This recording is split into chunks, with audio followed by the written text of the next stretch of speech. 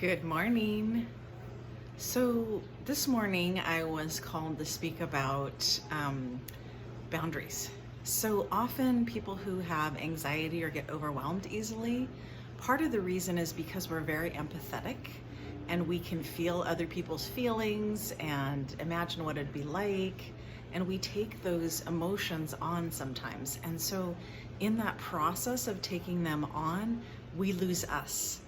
And so today I want to give you a tool to practice boundaries. And it looks very simply like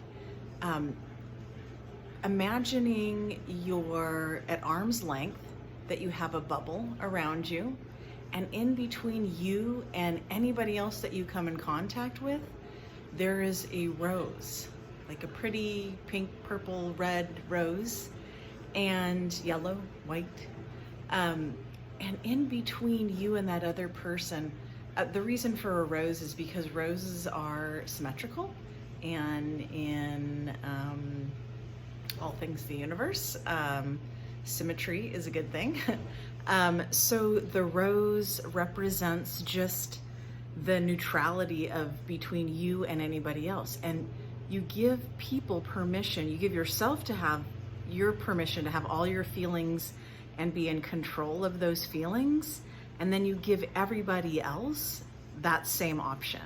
And so by creating that bubble about arm's length, that gives you the space to do that. Now, if somebody comes close to you and you're in conversation with them, that bubble can shrink towards you and grow out if you want to. My suggestion, though, is that you keep it around an arm's length.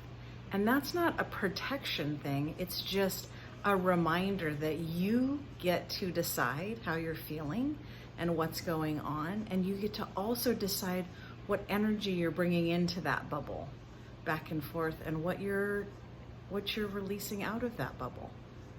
Anyway, I hope that helps. I know that it can be challenging, especially when people around you that you really care about are going through some things, for you to sort of remain neutral in your own emotions and what's going on for you. And that's not selfish.